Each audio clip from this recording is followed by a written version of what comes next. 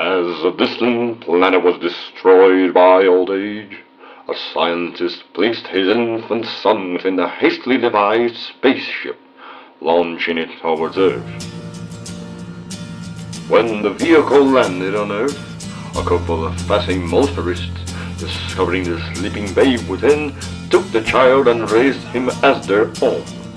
His family, unaware their child's physical structure was millions of years advance of their own, were astounded at his feats of strength. When maturity was reached, he discovered he could easily leap 1/8 of a mile, hurdle a 20-story building, raise tremendous weights, run faster than an express train, and that nothing less than a bursting shell could penetrate his skin. Early, Vincent decided he must turn his titanic strength into channels that would benefit mankind, and so was created. There's a starman waiting in the sky. He'd like to come and meet us, but he thinks he'd blow our minds. There's a starman waiting in the sky. He's told us not to blow it, 'cause he knows it's all worthwhile. He told me, let the children lose it, let the children use it, let all the children boogie.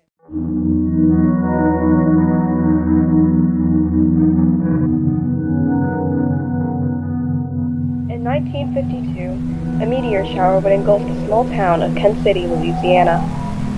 A number of the meteors consisted of elements that were nowhere to be found on the periodic table, leading to the town becoming known as the meteor capital of the world and a home to many becoming scientists.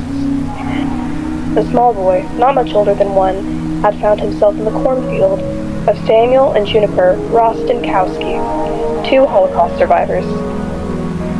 Samuel and Juniper were quick to discover the extraordinary abilities of this child. The ability to change size, to leap tall buildings within a single bound, and to run faster than a locomotive. Naming him Vincent after the painter, Vincent Rostenkowski would attend Kirk Allen School District. An immigrant, no matter how you look at it, Vincent would struggle to work with others despite his beautiful looks and charisma. Vincent first began to protect people after witnessing an anti-Semitic attack against his classmate Anna Blum. The two would find themselves being lifelong friends, Vincent and Anna sharing the secret of Vincent's alien origin. In 1970, Vincent would move from Kent, Louisiana to work as a reporter for the Trumpeteers in Finger City, hoping that his enhanced mental capacity and stamina would make him a proficient reporter, where he would work with the future partner, Tracy Track, to publish stories related to America's involvement overseas. In 1971, Vincent would further involve himself in the Vietnam War. Starman would arrive in Vietnam, destroying wartime prisons and military bases while ensuring that all prisoners of war, as well as the soldiers who wished to flee, were given a chance to do just that. Starman was flying over 30 people to a ferry on the way back to the States.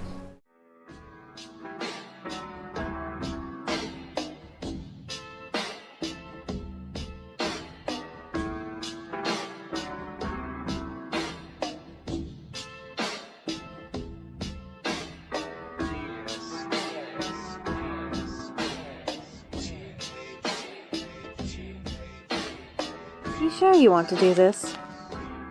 Absolutely. If the world is going to hear from Starman somehow, I'd like for it to be between me and you. I'm not going to go easy on you. You know that, right? I'm aware.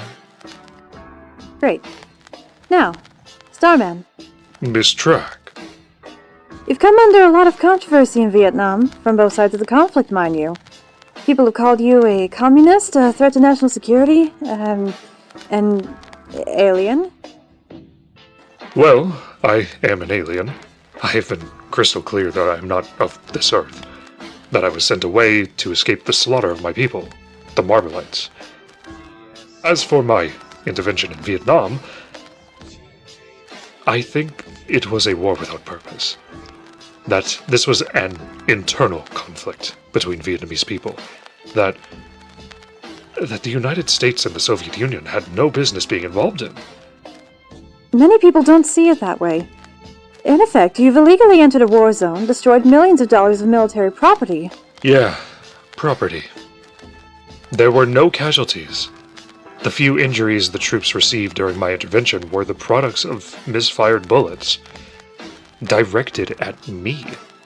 I saved lives. I don't see what people's issues with that is. Still, you're deflecting the question, Starman. You are not an elected official of any government. What gives you the right to enact your will over a complicated geopolitical conflict like this? Because it isn't complicated, Tracy!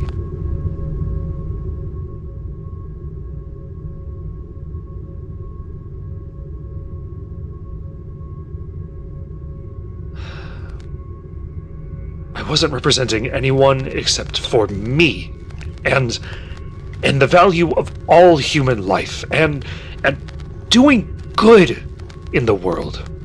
And off the record, Tracy, I think you know that.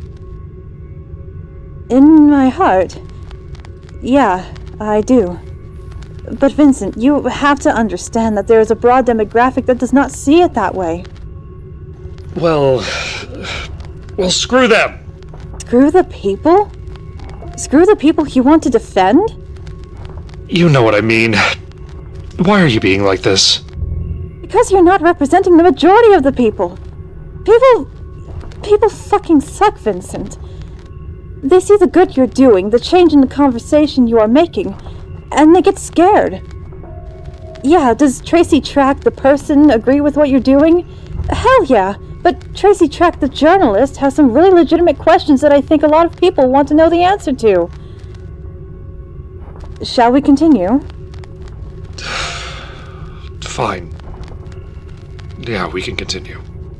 Both the US and the Soviets have retaliated to your intervention by creating their own super beings.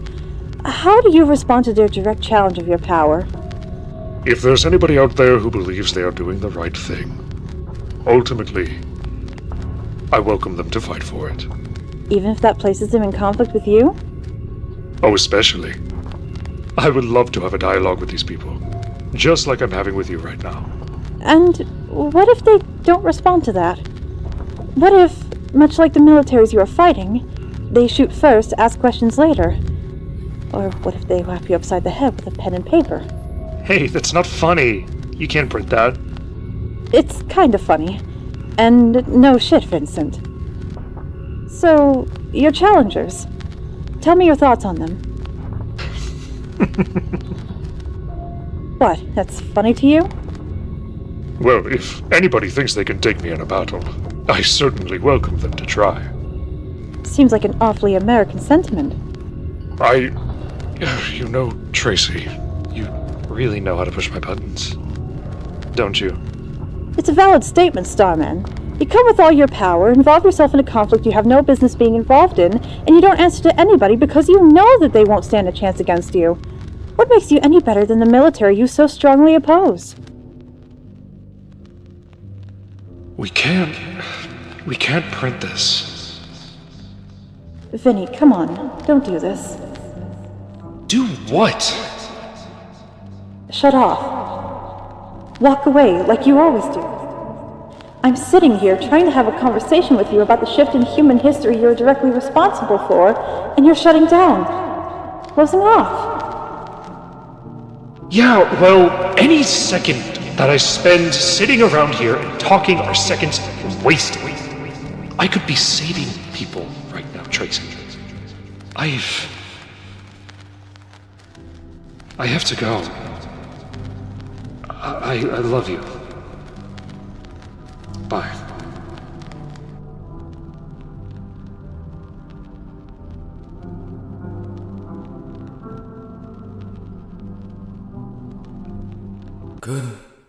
Good afternoon, ladies and gentlemen of the Homeland Security Council. My name is Lionel Lies. Yes, an unfortunate descendant of that Lionel Lies. And I am here to present to you my most recent project, the Olympians. Just last month, the United States invasion of the Qingnam province was intercepted by STARMAN. Now, Now, we can debate the ethics of such an event all day, but we have to recognize something. Starman represents a paradigm shift. The power that was once in the hands of elected officials is now being trumped by the power of a common man who's decided he knows what is best for humanity. Which is why I come here, asking for your approval of my Olympians, a group of 6, named after the gods of the Greek pantheon. Zeus, otherwise known as Stephen Kent, a Korean war vet and politician from Texas, who volunteered to be our guinea pig for this experiment. The old-timer's been gifted super strength, ability, and speed. His wife, Peggy, has been given similar powers. The hope is to use their romance to appeal to the ladies back at home. Then there's Poseidon, a member of the Marine Corps, Mac Jackson, gifted the ability to swim at speeds of up to 90 miles an hour and hold his breath underwater for up to 45 minutes. And finally, Apollo. Apollo was chosen to remain anonymous. He was able to provide us with a sample of Starman's DNA in exchange for it being infused into him. He now possesses a somewhat diluted version of all Starman's abilities in exchange for...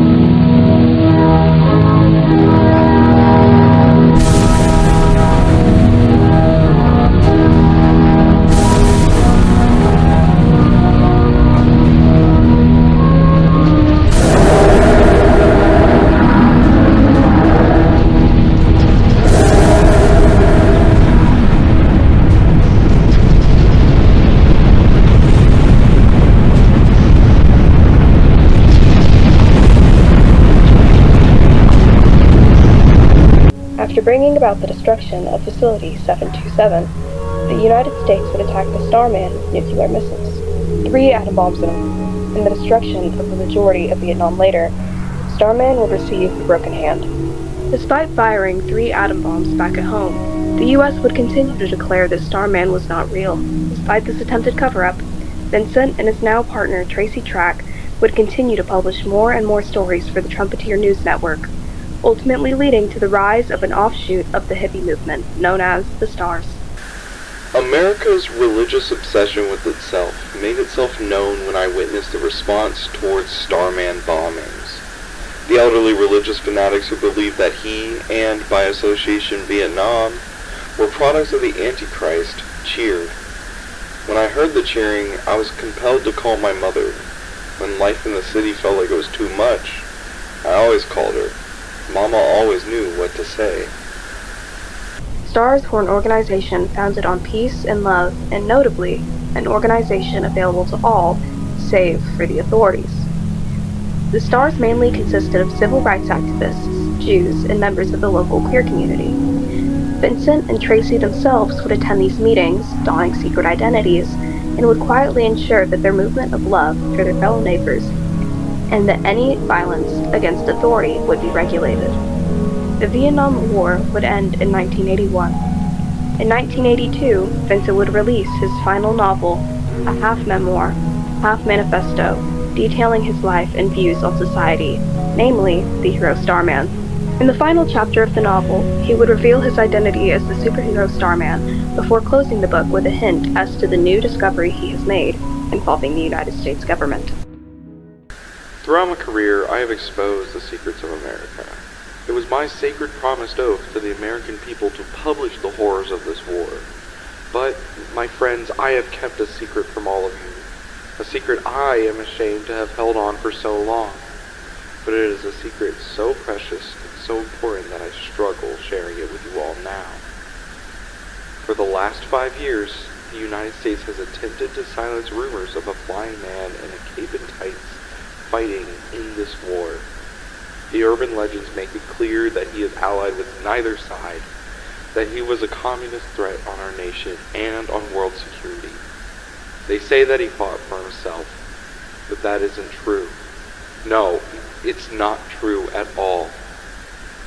I fought for all of the poor innocents, as well as all of the poor soldiers who couldn't fight for themselves either. And now the time has come for me to fight for all of you. I am Starman. I'm an alligator. I'm a mama, papa coming for you. a space invader. I'll be a rock and rollin'